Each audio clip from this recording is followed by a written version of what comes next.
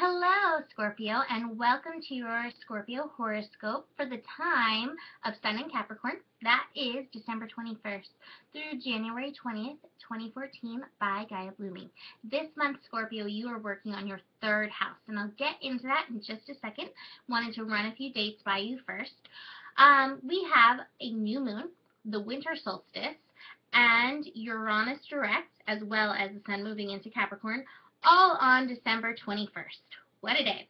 We have Saturn moving out of your sign, woo, at least for a little while, into Sagittarius on December 23rd.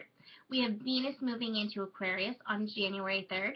We have Mercury moving into Aquarius on January 4th. We have a full moon in Cancer on January 4th as well.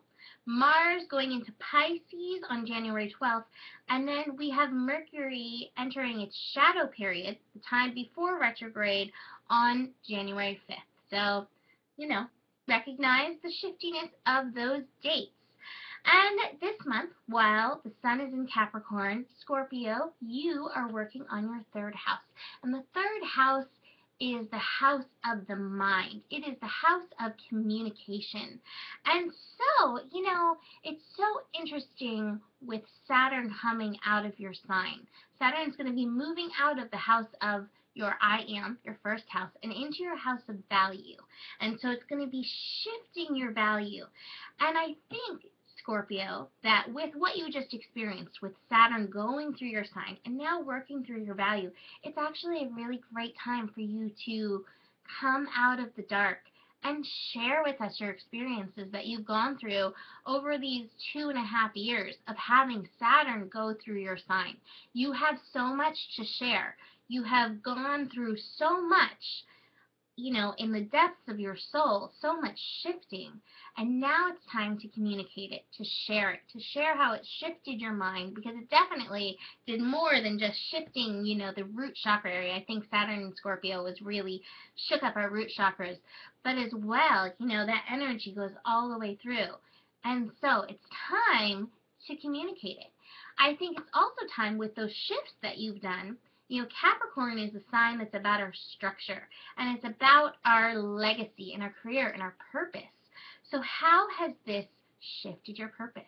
And maybe it's time to communicate it to the world. I actually just had a friend who is a Scorpio who just posted on Facebook just right before I started doing these videos tonight that her life purpose is to be a fairy.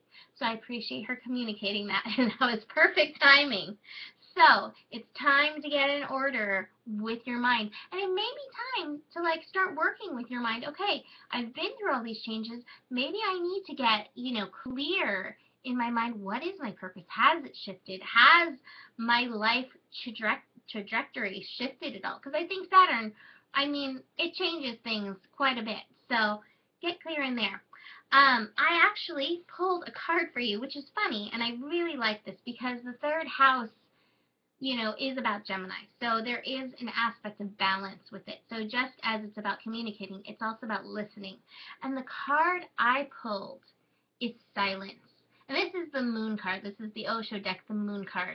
And so this is definitely about, your intuition. So I think for sure it's about communicating and listening to your higher self, your intuition. But this is also, I think, saying, hey, get quiet in your mind. Take some time for meditation to get really clear as you're moving forward in this new way with Saturn having moved out of your sign.